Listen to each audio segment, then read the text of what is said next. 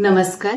गुरुचरित्र अध्यात्म या माझ्या युट्यूब चॅनेलमध्ये मी कल्याणी तुम्हा सर्वांचे मनापासून स्वागत करते. बघा, आपण श्रीमद दासबोधांचे निरूपण प्रत्येक व्हिडिओज मध्ये बघतच आहोत. तर आजच्या व्हिडिओमध्ये आपण जे बघणार आहोत ते दासबोध दशकातील म्हणजे जो आता जगत ज्योती नाम हा जो दशक चालू आहे त्यातील समास तिसरा देव आशंका शोधन नाम हा समास आज आपण बघणार आहोत. तर सुरुवात करूया आपण.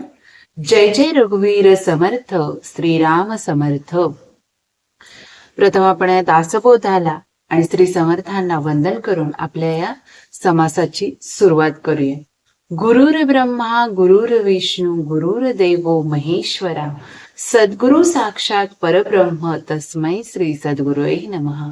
जय जय रघुवीर समर्थ. जय जय रघुवीर समर्थ. बघा, मागील समासात आपण जो व्हिडिओ बघितला होता तो देव शोधन नाम बघितलं होतं.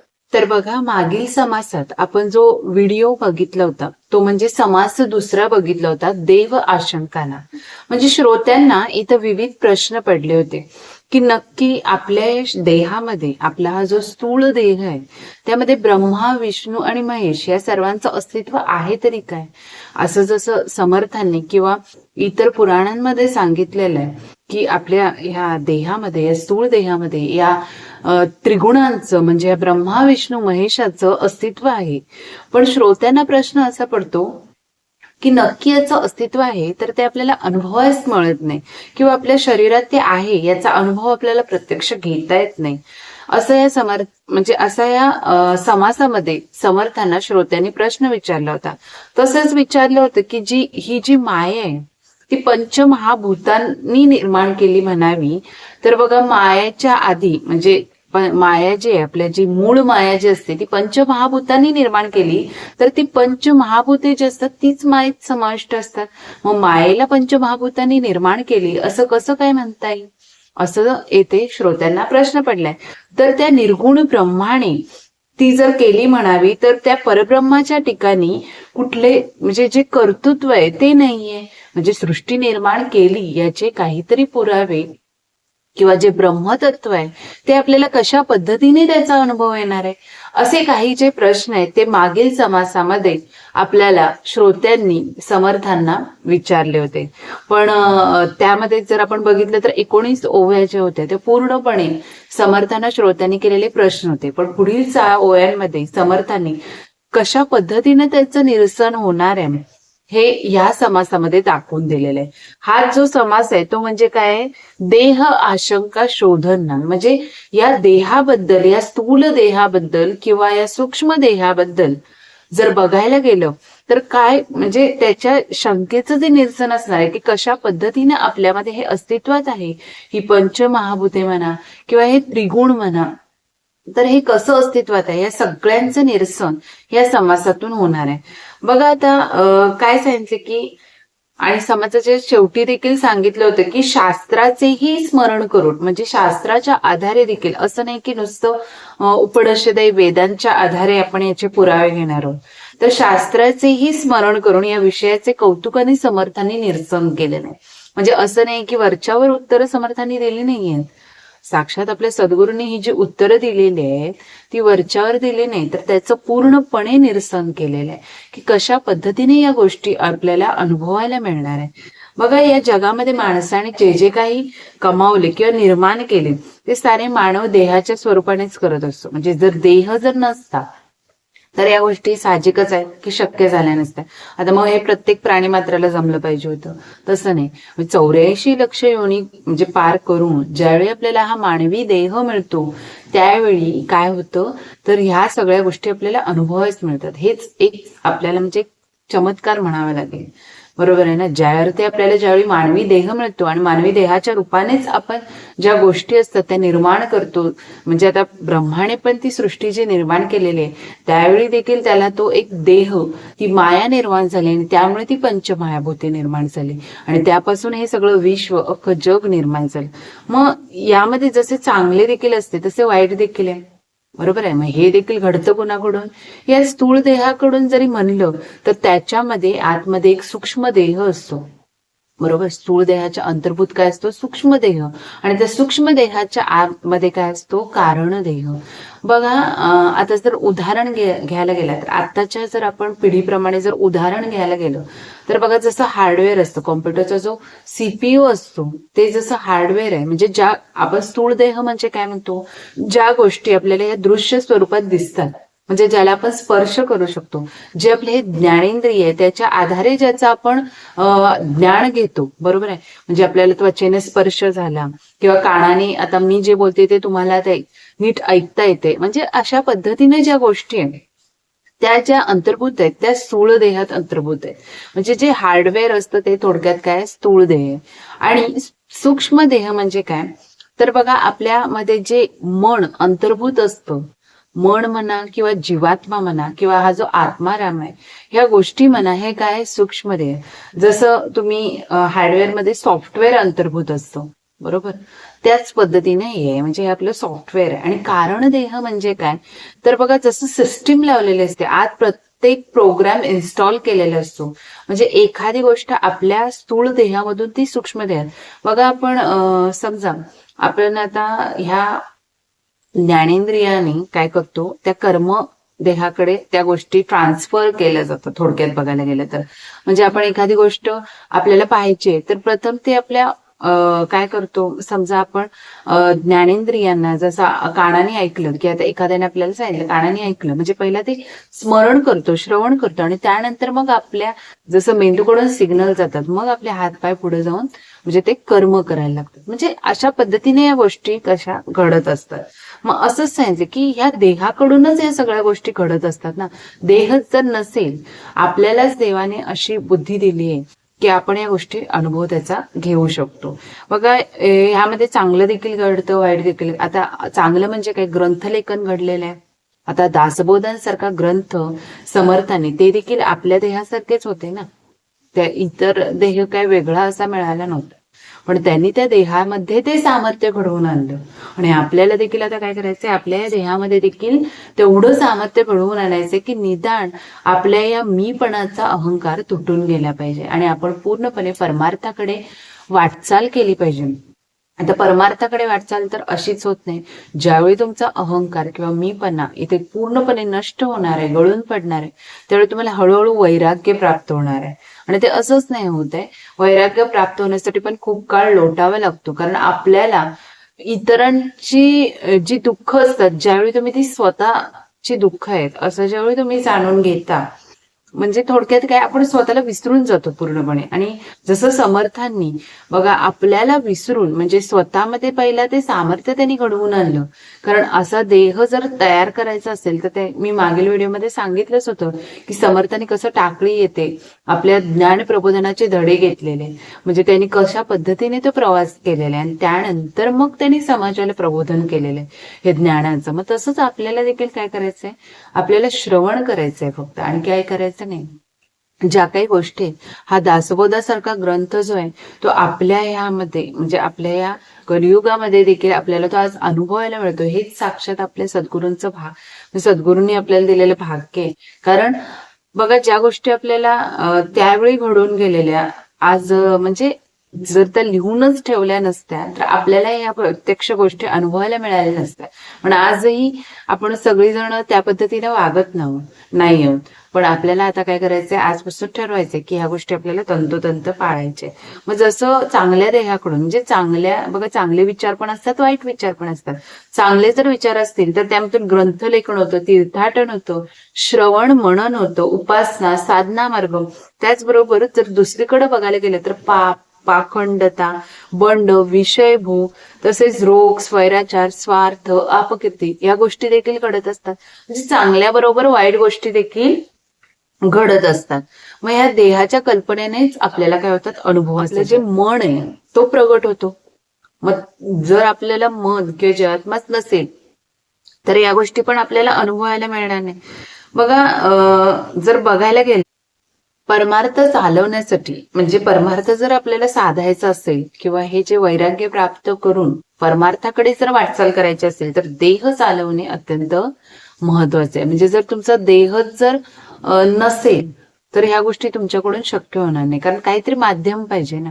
माध्यम जर नसेल तर तुम्हाला कसं सगळ्यांच्या पुढे मांडणार ना. जर ह्या देहाकडून या गोष्टी मांडल्या जातात त्यामुळे देहाची देखील तितकीच म्हणजे आपल्याला आवश्यकता आहे. आता आपण सुरुवात करूया आपल्या या समासाला. तर दासबोधाला आपण स्मरण तर केलेलं आहेच, पण जितक्या वेळा आपण जास्त स्मरण करेल तसतशी आपल्याला काय होणार आहे, प्रगट इच्छा होणार आहे की या दासबोधामध्ये नेमकं काय अंतर्भूत आहे आणि आपल्याला त्याचा कशा पद्धतीनं अभ्यास करायचा. कारण हा देखील बघा, नुसतं एकदा येऊन ऐकणं ह्या गोष्टी शक्य नसतात. म्हणजे जर आपण वारंवार त्या गोष्टी श्रवण करत राहिलो तर आपल्याला काय होतंय, त्याच्याबद्दल गोडी निर्माण होते आणि आपण त्या गोष्टी आत्मसात करण्याचा प्रयत्न करतो. मग आपल्यामध्ये जे अहंकार आहेत ते पूर्णपणे काय होतात, नष्ट होण्यास मदत होतात. चला तर मग सुरुवात करूया आजच्या आपल्या या समासाला. 10वी प्रथम बघून घेऊया. श्रीराम. जय जय रघुवीर समर्थ. श्रीमत दासबोध दशक 10वा जगत ज्योतिना. समास 3रा देह आशंका शोधना. श्रीराम समर्थ. उपाधिविन जे आकाश तेची ब्रह्म निराभास.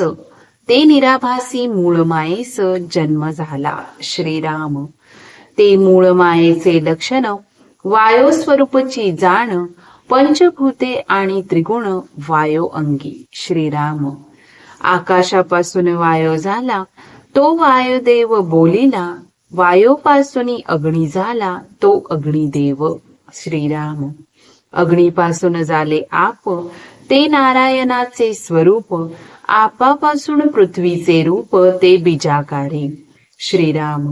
ते पृथ्वीचे पोटी पाषाण बहुदेवांचे लक्षण. नाना प्रचित प्रमाण पाषाण देवी. श्रीराम. नाना वृक्ष मृतिका प्रचित रोकडी विश्वलोका. समस्त देवांचा धारा एका वायूमध्ये. श्रीराम. देव यक्षिणी कात्यायनी चामुंडा जाकिनी मानविनी. नाना शक्ती नाना स्थानी देश परत्वे. श्रीराम. पुरुष नामे कित्येक देव असती अनेक. भूर्ते देवते नपुषक नामे बोलिचिती. श्रीराम. देव देवतांभूते पृथ्वीमध्ये असंख्याते. परंतु या समजताते वायो स्वरूप बोलिजे. श्रीराम. वायो स्वरूप सदा असणे प्रसंगे नाना देह धरणे. गुप्त प्रगट होणे जाणे समजतांचे. श्रीराम. चला आता सुरुवात करूया आपण. तर समर्थांनी म्हणजे ह्या 10 ओवी मांडल्या आहेत आपल्यासमोर. तर आपण प्रत्येकाचं आता निरूपण समजण्याचा प्रयत्न करूया.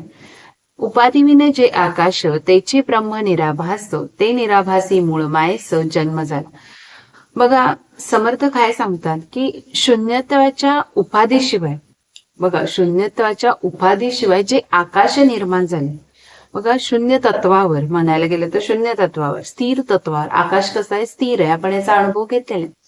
तर शून्यत्वाच्या उपाधीशिवाय जे आकाश आहे आणि ज्याच्या ठिकाणी कुठलाही भास नाही, बरोबर, ते मिथ्या नाहीये, साक्षात आहे. ते आपण त्याचा अनुभव प्रत्यक्ष घेत असतो आणि जे आपल्या दृश्य या स्थूल देहाला दिसत असतं, बरोबर आहे. मग शून्यत्वाच्या उपाधीशिवाय जे आकाश आहे की ज्याच्या ठिकाणी कुठलाही भास नाही असे ब्रह्म होय, बरोबर. त्यालाच आपण काय म्हणतो, ब्रह्म म्हणतो. आणि त्या ब्रह्म म्हणजे काय, आपल्यामध्ये ते खरं स्वरूप, खरी जाणीव आपल्यामध्ये ती करायची आहे. त्यावेळी आपल्याला त्या ब्रह्माचा साक्षात्कार होणार. आणि त्या निराभास ब्रह्माच्या ठिकाणी स्फुरणरूप मूळ मायेचा काय झालेला आहे, जन्म झालेला आहे. काय झालेलं आहे, त्या ब्रह्माच्या ठिकाणी स्फुरणरूप म्हणजे ब्रह्म प्रथम अस्तित्वात आलं, बरोबर. आणि त्यानंतर ती स्फुरणरूपी मूळ माया काय झालेली आहे, अस्तित्वात किंवा त्याचा जन्म झालेला आहे. मग या मूळ मायेचे जे लक्षण आहे ते म्हणजे काय, चंचलत्व. मूळ माया स्थिर नाहीये. जसं तुमचं आकाश स्थिर आहे कारण ते ब्रह्म आहे, बरोबर. ब्रह्म काय आहे, स्थिर आहे. आकाश जसं तुमचं स्थिर आहे तसं मात्र मूळ माया मात्र काय आहे, स्थिर नाहीये. तर ती पूर्णपणे काय आहे, चंचल. मग ती वायू स्वरूप असून, म्हणजे आता आपण बघतो वायू स्वरूप आहे ती. त्याच्यामध्ये जसं आपल्या देहामध्ये चैतन्य आहे तसं त्या मूळ मायेमध्ये काय, वायू स्वरूप आहे.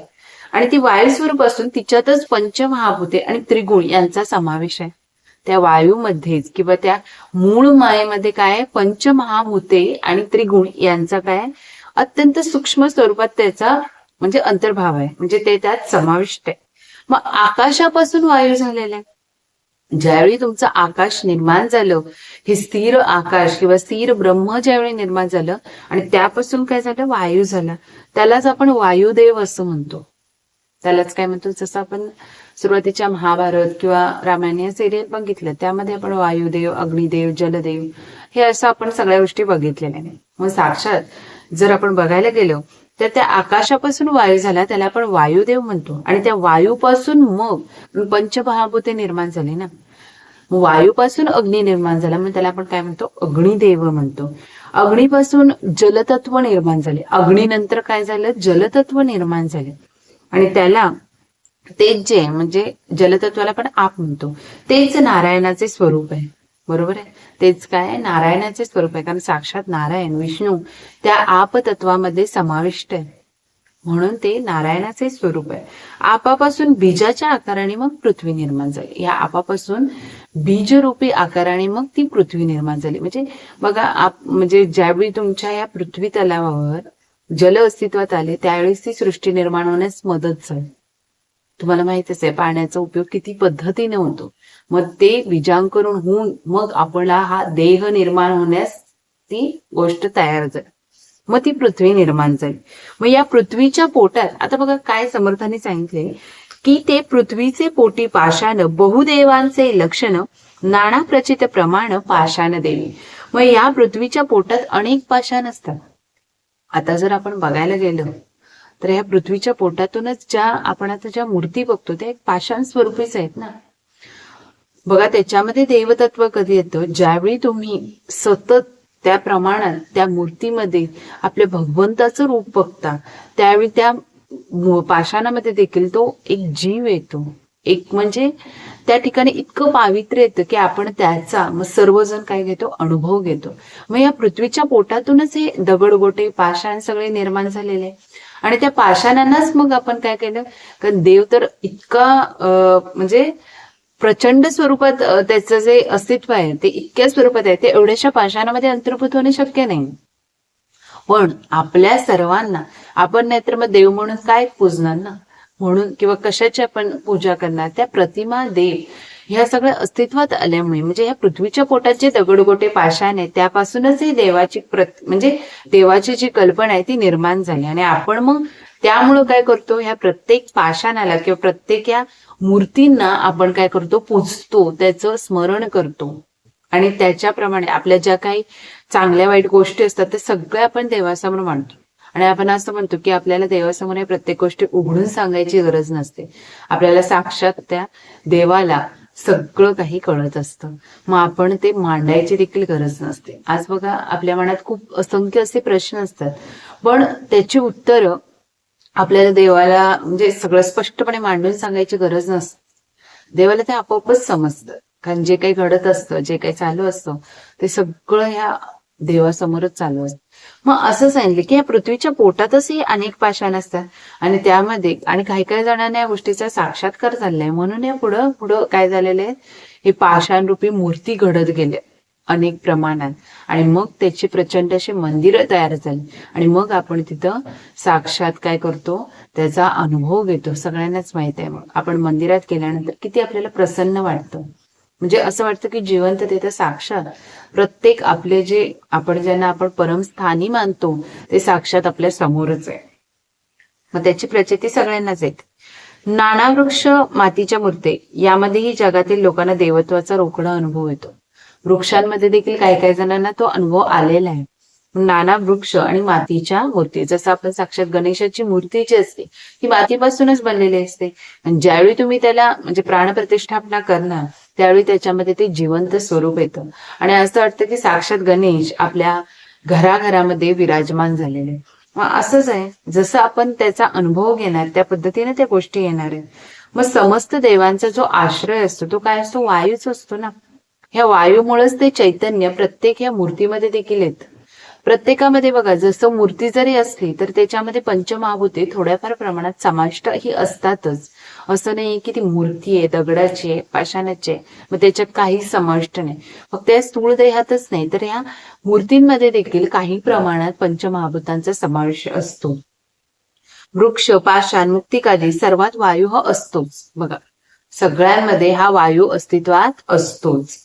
देश परत्वे देव, यक्षिणी, कात्यायनी, चामुंडा, जाकिनी आणि मानवनी वगैरे नाना रूपात निरनिराळ्या ठिकाणी शक्तिरूपी देवता वास करतात असं सांगितलेलं आहे की ज्या देवी आहेत किंवा जे देव आहेत या अशा प्रचंड त्यांनी रूप घेतलेले आहेत आणि या प्रत्येक मूर्तींमधून ते आपल्या सगळ्यांच्या ठिकठिकाणी काय करत असतात, वास करत असतात. आता पुरुषवाचक असे कित्येक देव आहे, तर भूते देवते म्हणजे पुरुषवाचक, म्हणजे जसं जर आपण खंडोबा बघायला गेलं तर हे पुरुष रूपी देव आहेत. काही देवी आहेत, आपण सगळे बघतो तर देवी आहेत, पण पुरुष रूपी ही देव आहे. तर अशा पद्धतीने ही भूते देवते ही नपुसक लिंगी नावं असणारी अनेक देवते आहेत.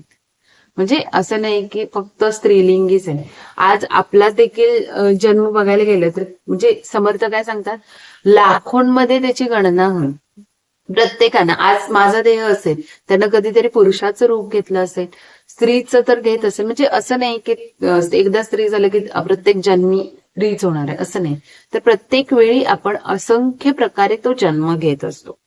मग या पृथ्वीवर असंख्य देव देवता भूते आदी आहेत, पण ही सर्व काय आहेत, वायू स्वरूपच आहे, वायू स्वरूपातच अस्तित्वात आहे. मग नेहमी ते वायू स्वरूपातच असतात. काही प्रसंगात मग काय होतात, ते काही प्रसंगाने नाना देह धारण करतात. म्हणजे तो वायू या स्थूळ देहामध्ये प्रवेश करतो आणि मग कधी ती गुप्त असतात तर ती कधी प्रगट होतात. आणि हा प्रकार सर्व देवतांबाबत चालतच असतो. अशा पद्धतीने आपल्याला समर्थाने या 10 ओवींमधून थोडंफार काय केलेलं आहे, स्पष्टीकरण केलेलं आहे. कसं म्हणजे आपण म्हणतो की काही नाहीये, आपल्याला दिसत नाही. मग अशी म्हणले ब्रह्मा विष्णू महेश याचं अस्तित्व तरी कुठे आहे आपल्याला, तर हे अशा पद्धतीने वायू स्वरूपामध्ये ते आपल्याला काय होतं, दिसून येतं. मग बघा आता आपण पुढील ओवी बघू. वायू स्वरूपे विचरती वायोमध्ये जगज्योती, जाणीव कळा वासना वृत्ती नाना भेते. श्रीराम. आकाशापासून वायू झाला तो 2 प्रकारे विभागला, सावधपणे विचार केला पाहिजे श्रुती. श्रीराम. एक वारा सकळ जणती, एक वायो मधील जगज्योती, जगज्योतीच्या अनंत मूर्ती देवदेवतांच्या. श्रीराम. वायो बहुत विकारला, परंतु 2 प्रकारे विभागला, आता विचार ऐकला पाहिजे तेजाचा. श्रीराम. वायू पाऊन तेज झाले, उष्ण शीतळ प्रकाशले, द्विविध रूप ऐकले पाहिजे तेजांचे. श्रीराम. उष्णापासून झाला भाणू, प्रकाश रूप दैदिप्य माणू, सर्व भक्षक हुताशनू आणि विद्युलता. श्रीराम. शीतळ आपासून आप अमृत, चंद्र तारा आणि शीत, आता परिसा सावचित्त होण श्रोते. श्रीराम. तेज बहुत विकारले, परंतु द्विविधाज बोलिले, आपही द्विविधाच निरूपले, आप आणि अमृत. श्रीराम. ऐके पृथ्वीचा विचार, पाषाण मृतिका निरंतर, आणिक दुसरा प्रकार, सुवर्ण परिसे नाना रत्ने. श्रीराम. बहुरत्ना वसुंधरा, कोण खोटा कोण खरा, अवघे कळे विचाळा रूढ होता. श्रीराम. बघा आता काय सांगितले समर्थाने आपल्याला थोडंफार आणखी स्पष्टीकरण दिले, ज्यामधून स्पष्ट होऊन जातं की ह्या पृथ्वी तलावावर ही जी जीवसृष्टी आहे ती वायुरूपाने कशा पद्धतीने अस्तित्वात आहे. बघा ही जी आहे ती सर्व वायू स्वरूपाने 4 ठिकाणी म्हणजे सर्व ठिकाणी पसरलेले असतात. वायूमध्ये असलेल्या चैतन्याची जगत ज्योतीची जी जाणीव आहे, आपण बघितलेलं आहे प्रकृती आणि पुरुष कशा पद्धतीने एकरूप असतात, ती जी जगत ज्योतीची जाणीव आहे ती कशा पद्धतीने आपल्याला समजून घ्यायची. वासना वृत्ती इत्यादी ही वेगवेगळी अशी असते. मग प्रत्येक गोष्टी हे वेगवेगळ्या ज्याच्या त्या ठिकाणी त्या ठिकाणी असतात. मग या देहामध्ये हे चैतन्य आहे म्हणजे काय आहे, तो सूक्ष्म देह आहे, तो वायू आहे, म्हणून हा देह उभा आहे. ज्यावेळी चैतन्य आपल्यातून निघून जाणार हा देह इथेच पडणार आहे आणि ते जे चैतन्य आहे तो जो वायू आहे तो दुसऱ्या देहामध्ये काय करणार आहे, प्रवेश करणार आहे. मग आकाशापासून वायू झाला म्हणून त्याला आपण वायुदेव म्हणलं ना, आणि वायूपासून अग्नी झाला. मग आकाशापासून जो वायू झाला तो 2 ह्याच्यामध्ये विभागला गेला. तो वायू देखील काय केलेला आहे, 2 विभागले गेले. मग त्याबाबत श्रोत्याने सावधपणे समर्थाने एकाग्र चित्ताने ते ऐकायला सांगितले की कशामध्ये हा वायू विभागला गेला. आणि त्यामुळे मग आपल्याला हे आपल्या शरीरामध्ये किंवा आपल्या स्थूल देहामध्ये त्याचा अनुभव आहे हे कसं जाणून घेते. मग ते वायू कसा, एक जास्त आपण म्हणतो वारा, आपल्याला वारा तर माहितच आहे, हवेची जी झुळूक येते त्याला आपण वारा म्हणतो. एक आपण ज्यास वारा म्हणतो त्यास तर सर्व जाणतातच. आणि दुसऱ्याच तो म्हणतात तो म्हणजे प्राणशक्ती किंवा वायूमधील जगत ज्योती. प्राणशक्ती म्हणजे काय, तो जो आपल्या सूक्ष्म देहामध्ये जे हे चैतन्य, हे स्थूळ देहामध्ये जे चैतन्य आहे त्याला आपण वायुशक्ती म्हणतात, प्राण म्हणतात, जीवात्मा म्हणतात. आणि अनेक देवदेवतांच्या अनंत मूर्तींच्या मध्ये ही जगत ज्योती म्हणजे ही प्राणशक्तीच व्यापून असते. या अनेक ज्या पाषाणरूपी जरी मूर्ती असल्या तरी त्यांच्यामध्ये ही जगत ज्योती, कारण त्याला ते देवत्व प्राप्त झालेलं असतं. जसजसं तुम्ही एखाद्या मूर्तीसमोर सतत अखंड नामस्मरण करत राहिला तर नक्कीच त्या पाषाणाला देखील पाझर फुटणार. तसंच आहे, त्याच्यामध्ये त्या वायू स्वरूपाने जगत ज्योती निर्माण झालेली असते. याप्रमाणे वायू अनेक प्रकारे विकार पावलेला आहे, परंतु तो मुख्यतः 2 प्रकारात विभागले गेले आहे. मग आता तेजाचा विचार करून आपण ऐकला पाहिजे. तेज म्हणजे जे उष्ण रूपे आपण बघतो ते तेज. बघा, तेजाचा विचार करून आपण ऐकून घेतला पाहिजे. वायूपासून तेज झाले, ह्या वायूपासूनच तेज निर्माण झालेले. मग तेही उष्ण आणि शीतल अशा 2 प्रकारामध्ये विभागले गेले. पुन्हा उष्ण पण आहे आणि शीतल पण आहे. मग ह्या तेजाच्या विविध रूपाचं देखील वर्णन ऐकलं पाहिजे. म्हणजे उष्ण नेमकं काय, शीतल नेमकं काय. उष्ण तेजापासून जर बघितलं तर आपला जो हा सूर्य आहे तो अत्यंत दैदिप्यमान आहे, प्रकाशरूपी सूर्य आहे, जो अख्ख्या पृथ्वीला किंवा अख्ख्या विश्वाला काय देतो, प्रकाश देतो. मग हे तेजापासून उष्ण स्वरूपाचं हे लक्षण आहे. आणि सर्व भक्षक अग्नी आणि वीज देखील निर्माण झालेली आहे या तेजापासून. जर आपण रूप बघायला गेली तर हा सूर्य, दैदिप्यमान सूर्य आणि अग्नी आणि वीज हे सर्व भक्षक अग्नी आणि वीज देखील निर्माण झाले. आणि जर आपण शीतल भागांपासून जर बघायला गेलं, म्हणजे थंड शीतल भागांपासून जर बघायला गेलं तर जल, अमृत, चंद्र, तसेच तास आणि थंडपणा हे निर्माण झालेले. मग श्रोत्यांनी आता सावध होऊन ही गोष्ट ऐकली पाहिजे, असं समर्थ आपल्याला वारंवार का सांगतात. कारण बघा, एखाद्या गोष्टीत आपण एकाग्रता वाढवली नाही तर त्या गोष्टीला काहीही अर्थ नसतो. बघा, जर तुम्ही एकाग्रतेने अगदी कोणत्याही गोष्टीचं जर श्रवण केलं तर तुमच्यामध्ये त्याचा साक्षात्कार येतो. बघा, आपण पूर्वी जर बघायला गेलो, म्हणजे लहान असताना आपण भिंगाद्वारे जसं खाली जर कापूस ठेवायचो किंवा पालापाचोळा ठेवायचो थोडासा, आणि त्या भिंगाद्वारे त्या सूर्याचा प्रकाश एकवटून त्या खालच्या कापसाला किंवा त्या कागदाला किंवा त्या पालापाचोळ्याला काय व्हायची, आग लागायची. मग जर तुम्ही असं भिंग हलवत राहिला असता किंवा तुमचा जर प्रकाश सतत असा इकडं तिकडं करत राहिला असता किंवा पालापाचोळा हलवत राहिला असता तर त्याच्यामध्ये तो प्रकाश एकवटून ती आग लागली असती का? नाही. मग तुम्हाला देखील अशा पद्धतीने श्रवण करायचंय की ते तुमच्या अंतर्भूत झालं पाहिजे, पूर्णपणे अंगी उतरलं गेलं पाहिजे. समर्थांनी सांगितलेला एक एक शब्द आपल्या देहामध्ये ते सामर्थ्य घडवून आणायला मदत केली पाहिजे. त्यामुळे आपल्याला ते व्यवस्थित ऐकायचंय. शीतल भागापासून जल, अमृत, चंद्र, तास आणि थंडपणा निर्माण झाले. आता बघा, तेजाचाही खूप विस्तार झालेला आहे, पण तेही 2 प्रकाशातच विभागले गेले. आणि त्याप्रमाणेच आप देखील 2 प्रकार, आप म्हणजे हे जलतत्व जे तेही 2 प्रकारात विभागले गेले. एक आप म्हणजे जे जल आपल्या सगळीकडे आपल्याला अनुभवायला मिळतं ते, आणि दुसरे जर बघायला गेले म्हणजे आपल्याला समर्थांनी तर सांगायचा उद्देश काय, तुम्ही जे म्हणता की तुमच्यामध्ये हे पंचमहाभूते वगैरे कशी आपल्याला, किंवा ब्रह्मा विष्णू महेश यांचं अस्तित्व कसं आपल्याला दिसणार, तर हे अशा पद्धतीने तुम्ही म्हणता. तर हे जे उष्ण, शीतल ह्या सगळ्या गोष्टी आपण बघतो ना, अनुभव त्याचा घेतच असतो, पण आपल्याला ते कळून येत नाही. मग हे असं समर्थाने आपल्याला इथं स्पष्टीकरण देऊन सांगितलेलं आहे. जल तर आपण याचा अनुभव घेतो, आणि दुसरं जे असते अमृत, तर अमृताचा आपण अनुभव घेतला नाही. बरोबर आहे, अमृत हे पूर्वी असायचं ज्यामुळे अमरत्व प्राप्त व्हायचं असं म्हणतात. मग पृथ्वीचा देखील विचार आपल्याला आता ऐकायचा आहे. एक प्रकार म्हणजे पाषाण मृतिका, म्हणजे दगडगोटे वगैरे, यात तर काही फरक नाही. आणि दुसरा प्रकार म्हणजे सुवर्ण. आता ह्याच पृथ्वीच्या गर्भातून आपल्याला सुवर्ण म्हणजे जे धातू असतात ते देखील मिळतात ना, सुवर्ण, परीस आणि नानाखाल, म्हणजे किती प्रकारचे धातू आहेत, असंख्य धातू आहेत ते देखील आपल्याला. आणि त्याचाच आपण अनुभव प्रत्येक ठिकाणी हे जे सगळं बनवतो ते धातूपासूनच बनवतो ना, किंवा आपण जे वापरतो आपल्या रोजच्या जीवनात हे पृथ्वीच्या गर्भातूनच मिळालेलं आहे आपल्याला. मग ह्या सगळ्या गोष्टी त्याचा अनुभव आपण रोजच्या जीवनात देखील घेत असतो. बहुरता वसुंधरा असे म्हणलं जातं. बघा, बहुरत्ना वसुंधरा, पण कोण खरा आणि कोण खोटा हे विचार रूढ झाल्यावरच आपल्याला कळून येतं. आता आपण पुढे बघूया, शेवटची ओळी. मनुष्य कोटून झाली हे मुख्य आशंका राहिली, पुढे वृत्ती सावध केली पाहिजे श्रोती. श्रीराम. आता हे सगळं तर झालं की कशा पद्धतीने आपल्याला अनुभव घ्यायचा आहे, म्हणजे कशा पद्धतीने आपल्याला अनुभव असेल ना, हे तर आपल्याला समजलं. वायुरूपाने या सगळ्या गोष्टी आपल्या पृथ्वी तलावावर समाविष्ट आहेत, हे सगळं आपल्याला समजलं. पण ह्यातून मग या मनुष्याची निर्मिती कशी झाली हे आपल्याला पुढील समासातून बघायचं. असं समर्थाने जाता जाता शेवटी हे आपल्याला म्हणजे श्रोत्यांना सांगती. श्री दासबोधे गुरुशिष्य संवादे देव आशंका शोधन नाम समास तिसरा समाप्त.